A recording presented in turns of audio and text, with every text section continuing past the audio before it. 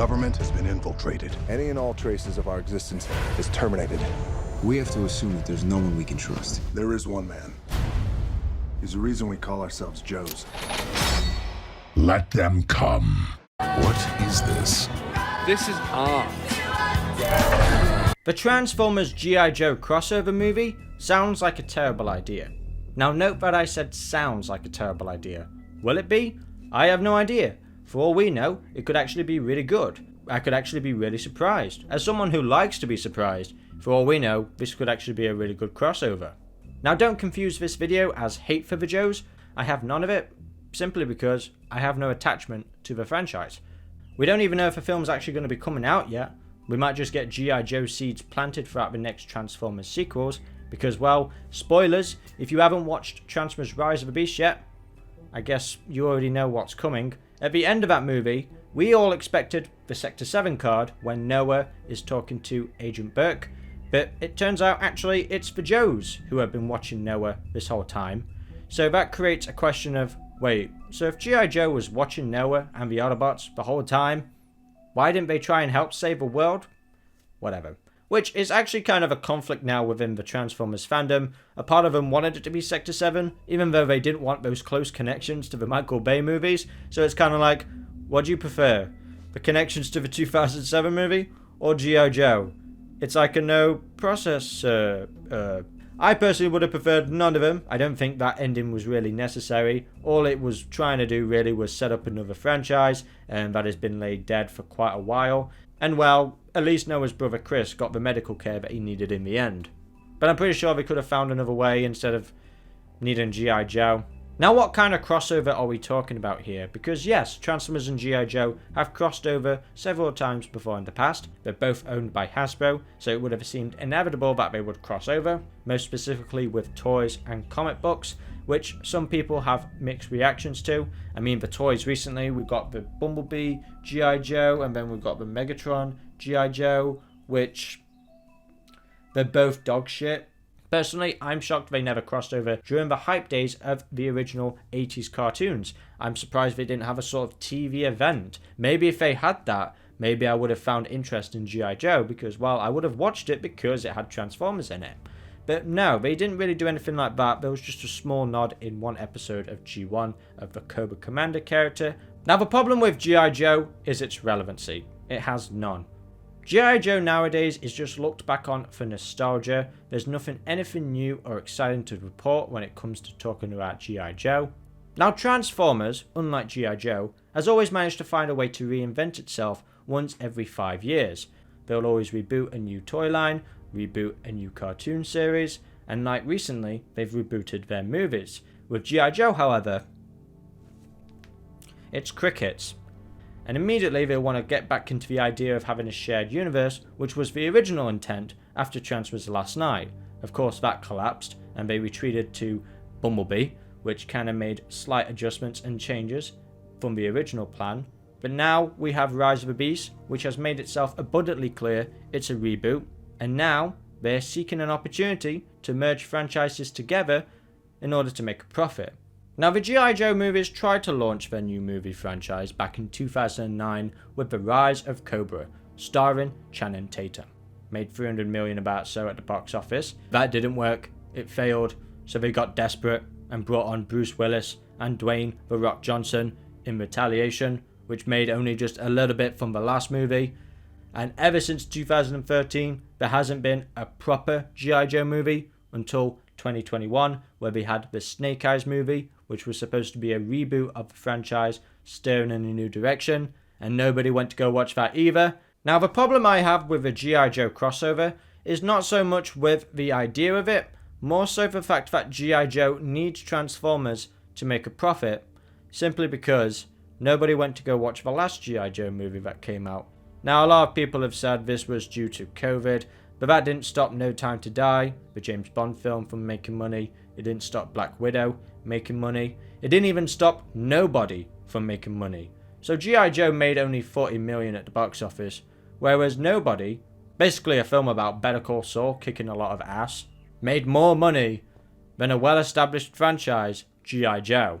This was about one of the most popular characters as well, Snake Eyes. So I don't think COVID can be blamed for that. A lot of people were eager to go out to the cinemas again, and unfortunately, they saw G.I. Joe and simply took a pass on it. Now, was the film good or bad? I don't know. I've not watched it. I don't plan to watch it. For all I know, it could be really good. It could be really bad. From what I've read, it's not all that bad, but it's not all that great either. G.I. Joe just doesn't bring people to the cinemas. But now Paramount are thinking that people will go see G.I. Joe in the cinemas when it's with Transformers. Now, much to my shock, this wasn't movie producer Lorenzo Di Boventuro's idea. Now, I expected this to be his idea, considering he was a movie producer of those films. As a matter of fact, it was Stephen Caple Jr.'s himself who has been pushing forward this idea to have the Joes in the movie. And he got what he wanted. We had that Joe reference at the end. What it could imply for the future is yet to be known. Now, Lorenzo has stated that they don't actually plan on throwing all the G.I. Joe characters in the movie at once, because that would just be an absolute cluster mess. In fact, they only plan on bringing maybe 1 or 3 characters just to kind of lay the groundwork for that idea in the future. It's what's tricky about the idea of a crossover, in my opinion, is I worry that you can't tell either half well because it's so much. I'm tired of these films being so long. In general, a lot of blockbusters I think really they're just too long. So that's my concern about a crossover.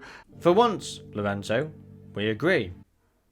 Can't believe I've just said that. It's more or less of a crossover than having more human protagonists. Now, the reason why this never probably happened before was because the Transformers never needed them. They were already making loads of money at the box office, and we already had our military characters, such as Colonel Lennox and Epps.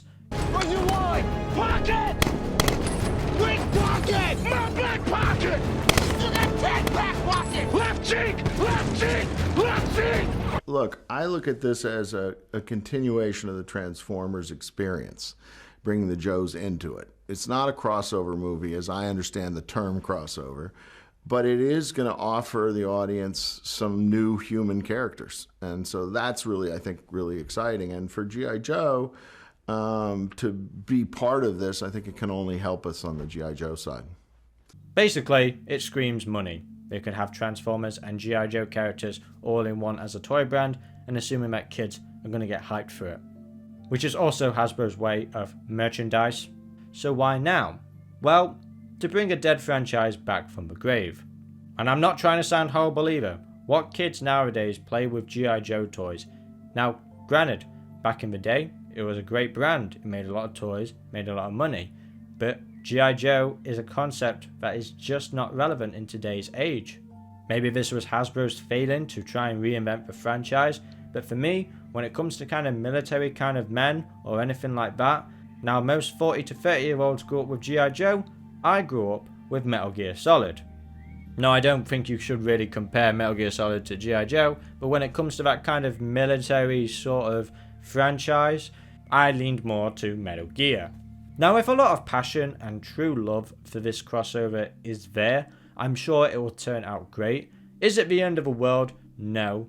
If it's just simply breadcrumbs, I'll be alright with it. Stephen Caple Jr. wants to actually take the next Transformers story off-world, especially to other Transformers colony planets, which is why he introduced the Maximal Planet in this movie, because he's been so inspired lately with the Transformers Japanese cartoons.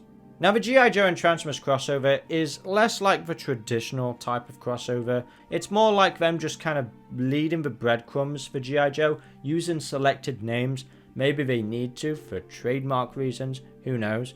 So at the minute, G.I. Joe is merely just piggybacking on Transformers to be relevant again, which is kind of sad when you think about it. G.I. Joe should find a way on its own to be relevant, but they need a big franchise like Transformers to help them out a bit.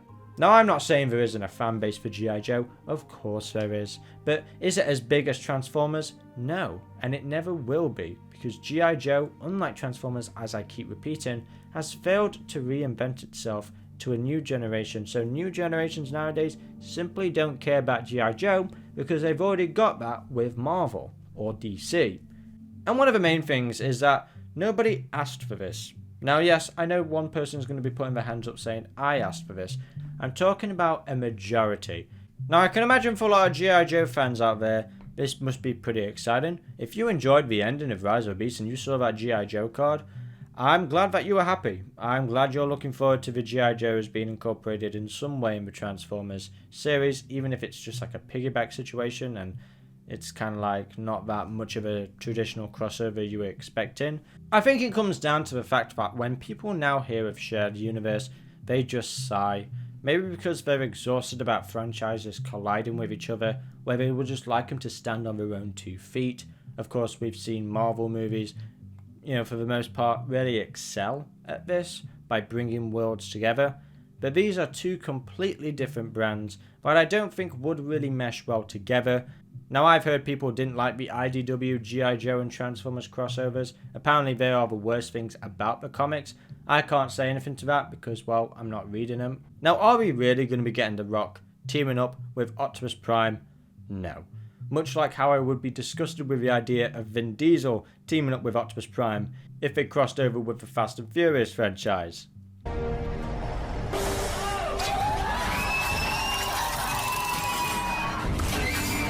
And honestly, I much prefer G.I. Joe crossing over with Transformers than the Fast and Furious, without a doubt.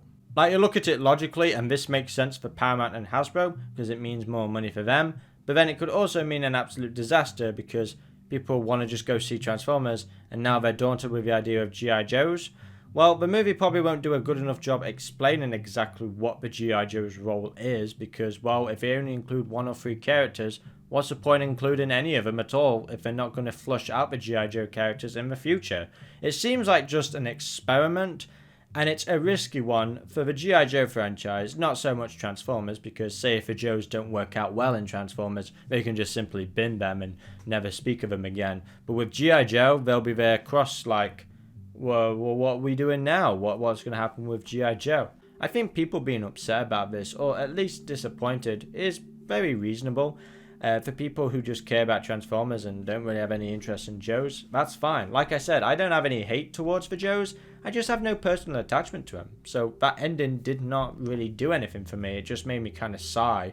I mean, I was kind of relieved in a way that it wasn't Sector 7, but now after seeing it was G.I. Joe, it kind of makes me want to go, kind of would have preferred Sector 7 than G.I. Joe, because I don't know what this implies. And neither do they. They haven't planned this. They haven't mapped it out. They're just doing breadcrumbs, which to me gives me no confidence. It's like, okay, you're not even planning this out. You're just kind of improvising on the spot. So that ending may have not been necessary at all, because in the next movie, they might have just gone, yeah, ditch this. This is terrible. How I looked at it is that they were just trying to test the audience to see how they would react, and if people responded positively, they would get the go-ahead and they would actually try and do all these breadcrumbs and then the future crossover movie, if they were ever going to do that. And if people responded negatively, they'll be like, okay, good. But then that's also tainted the ending of that movie now, because that will stay there permanently, regardless of the direction that they decide to take. But yeah, I do side with Lorenzo here that, doing 1 or few characters is probably the benefit, because who wants to have an entire clash? Who wants Cobra Commander and Megatron to team up? It's like, just please, let G.I. Joe well, it did have a shot. It had its chance, and it failed with Snake Eyes. Unfortunate. Why don't G.I. Joe just try and bread into TV instead? Maybe they'd have a better shot by doing something with television. Maybe a new animated series? Or maybe a new TV series. The fact they would just shoot to that movie idea straight away, instead of giving G.I. Joe fans probably something they've wanted in a long time, like a new cartoon series or something like that, it's a little bit like, come on, you could have at least done a little bit more instead of just suddenly launched this on us. Actually gear up the G.I. Joe franchise again. So at the end of the day, it sounds like a terrible idea. Will it be? That is yet to be determined. I would love to be surprised. So if it turns out good, I'll be the first person to say it. But considering we're not going to be seeing this for quite a while, and we'll only have a few characters introduced, like we said, there was an idea of a movie being in development, G.I. Joe and Transformers, which is like, it'll have to be Transformers featuring G.I. Joe. Now this has sort of created a problem within itself, because there are probably some G.I. Joe fans out there that want nothing to do with Transformers, but would say that the G.I. Joe franchise can stand on its own And the fact that G.I. Joe characters that are going to be in these Transformers films will have a reduced role, they'll just be human protagonists, just advancing the plot, where their origins won't get fully explored, will probably make a lot of G.I. Joe fans upset because they'll say that, well, they deserve more screen time and they deserve their own origin story, like the Snake Eyes Origins movie. Like, you've got Transformers fans that don't care about G.I. Joe, and then you've got G.I. Joe fans that don't care about Transformers, and then you've got the middle where, yeah, okay, let's see how it pans out. This whole concept just sounds daunting, and like I said in my last video, I trust Stephen Caple Jr.'s vision, so I am giving this the benefit of the doubt, because like I said, I have got no real hate against Joes. I can't hate something that I have no real attachment to. You know what I mean? Like, it just feels a bit like, oh, I'm going to shit on the Joes and think they should get out of my Transformers. It's not really about that. It's just my lack of enthusiasm for the franchise. If G.I. Joe really wanted to be relevant, they're owned by the same company. So Hasbro obviously put all their energy into Transformers, where G.I. Joe over these last few decades has been just kind of laid dormant, and the lack of enthusiasm for it as well, the fan base rapidly just not being there anymore for it because there's nothing to get excited about anymore. I mean, kids nowadays don't care about G.I. Joe. And it's like, it's just it. They care more about Marvel now. They care more about these superhero movies. G.I. Joe had its chance, maybe, in 2009 with the first movie. And they thought they'd give it a second shot. And it was dormant for a long time until Snake Eyes. And we're supposed to be surprised that it bombed at the box office? No. And I'm not being insulting. Like I've already told you, I've informed you that I have no attachment to this franchise. Maybe this will get me involved. Maybe, in some way. Does it have a chance? Yeah, I'm sure everything has a chance. I'm not going to be holding my breath or whatever. And if this all collapses and burns, I'll just simply look at it and go, I thought so. I don't think there'll ever be a movie where it says, The Transformers and G.I. Joe. I don't think that movie's ever going to happen. I think it'll be more like, The Transformers featuring G.I. Joe characters. It won't even be on the title, because they're not going to do that. They'll obviously probably include it in the trailers. But the next Transformers movie, they'll not name it Transformers Rise of G.I. Joe. It'll just simply be Transformers whatever the plot's about. So I'm not worried so much about G.I. Joe infecting this brand or giving it a disease where it's going to fall apart. I agree with Lorenzo. Start off with one or two characters, give the breadcrumbs, and if they find that momentum, if fans, audiences have an interest in a G.I. Joe film, they'll just simply slide out of the Transformers franchise, and then you'll get their movie. And maybe G.I. Joe fans then can rejoice that they have a movie again. Will it do well? I don't know. Look at the last movie. Does that give you any hopes? The movie did bad. It performed bad. You got to get your casting right. You got to get your writing right. You got to get people engaged. You got to find something that will bring people into the cinemas to watch a G.I. Joe movie instead of the next Marvel movie that's just coming out. So what do? Do you reinvent G.I. Joe for the modern audience, the younger audience, the older audience? Who are you aiming G.I. Joe at? Is it going to be the fans who grew up with it in the 80s? Are they your target audience? Because that's a small audience. Are you going to be about kids, where you might have a slim chance of parents taking their kids to see a G.I. Joe movie? I don't think it will happen. I think they'd rather go watch the Fast and Furious movies. Another franchise that should have been done and buried already. Like, Hasbro, Paramount need to figure out what their audience is, who is still interested in G.I. Joe, who could be interested in G.I. Joe, and make the smart choices going forward. As always, guys, share me your thoughts in the comment section below. What do you think about this potential crossover happening? I don't think we're ever going to get a movie. We'll just have simply G.I. Joe dancing around the film. The best thing that can come out of this is that I get interested in G.I. Joe and I'll figure out what it's all about. But considering that up to this point, nothing's ever pulled me into the franchise. The Rock didn't do it. Channing Tatum didn't do it. Bruce Willis didn't do it. And the Snake Eyes didn't do it, unfortunately. So, who knows? Maybe with Transformers. In my case, in my situation, being a Transformers YouTuber, I'm pretty much forced to kind of watch this crossover happen because I have a big interest in Transformers, of course. My passion will always be for Transformers. So when something else kind of comes in and it's like, okay, tiptoe, you know, tread carefully because I've got my eyes on you, G.I. Joe. Prove me wrong. That's all I'm saying. Prove me wrong. So we'll see. Now you guys seem to really enjoy these kinds of videos where I'm just sat in front of a camera giving my opinion. I wanted to do something similar for G.I. Joe because these are more about opinion pieces instead of like the informative ones. So let me know what you think about this video and I'll consider doing a lot more of these like in the future if you enjoy this kind of content. Anyway guys, this has been Common and Cam and until the next video, goodbye.